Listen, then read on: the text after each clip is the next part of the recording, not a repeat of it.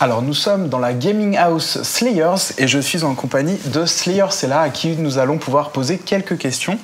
Bonjour Slayer Sela, donc vous êtes manager de l'équipe Slayers. Qu'est-ce qui vous a motivé à devenir manager de cette équipe?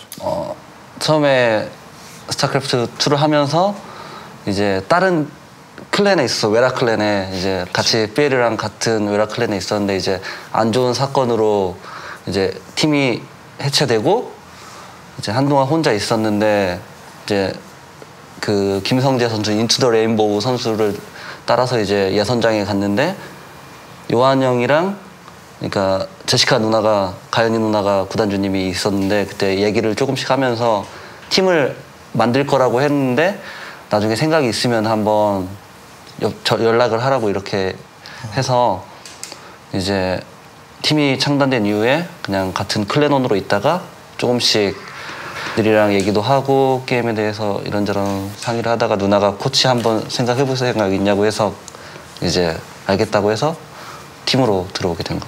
Effectivement, le clan Wera qui était un clan emblématique, notamment sur Warcraft 3, avec des joueurs phares tels que alors c'était Showtime, il me semble, Showtime Wera. 쇼타임 선수 웨라 클랜이었어요 예전에? 쇼타임?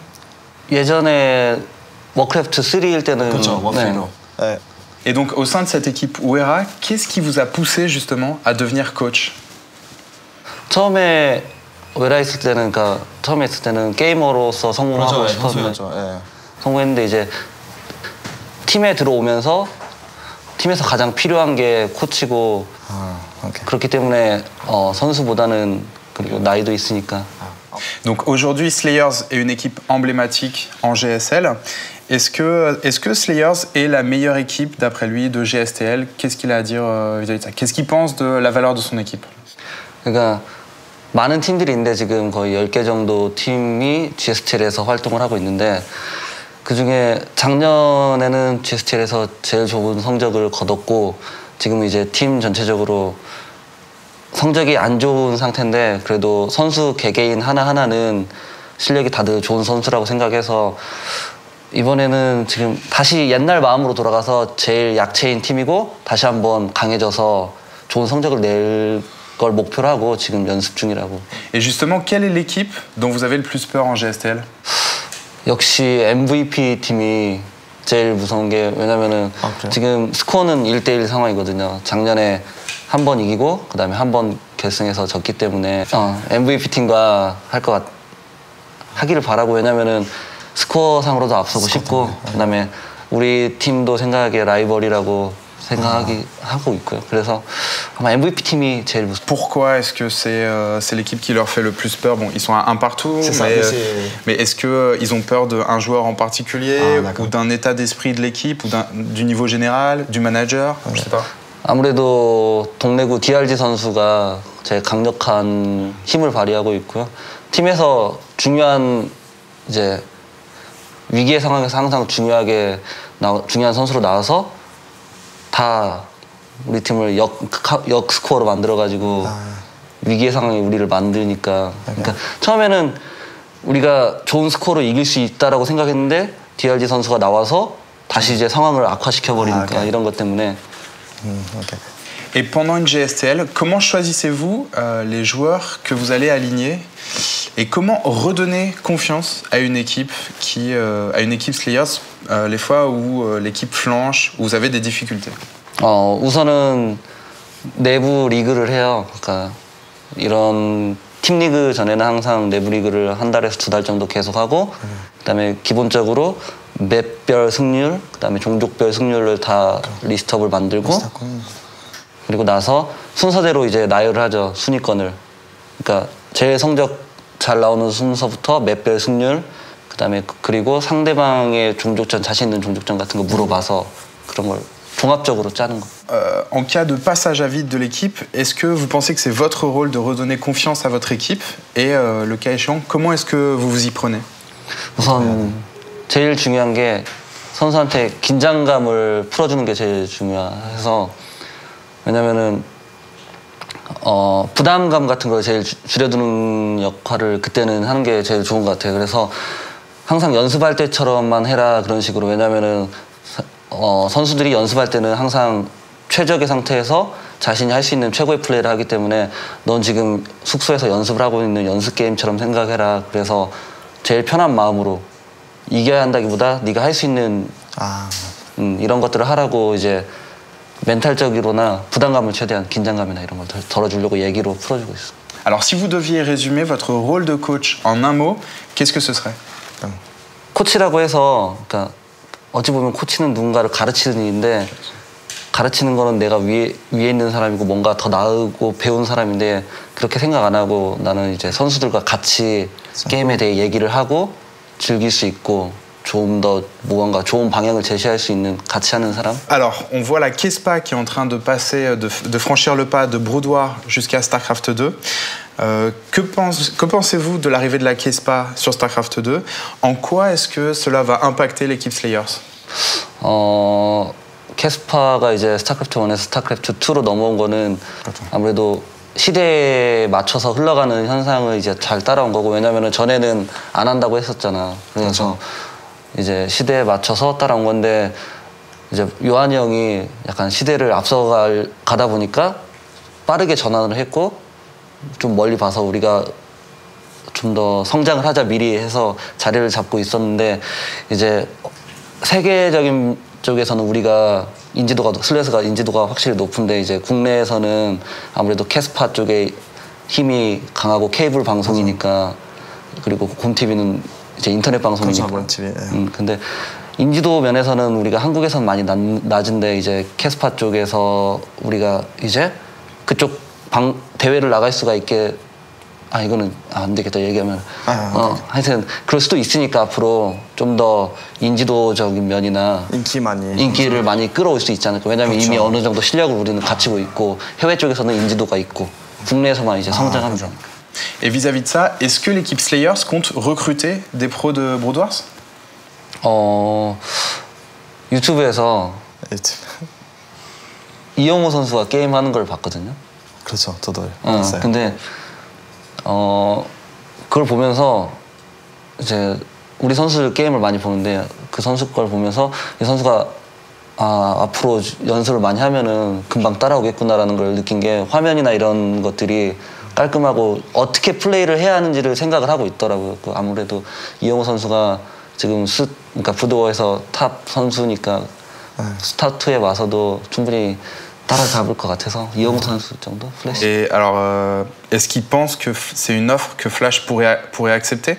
그래서 만약에 슬레이어스가 이영호 관심 있으면 이영호 수락 가지고 있을 거예요 아마도. 슬레이어스 때가 두고 싶다.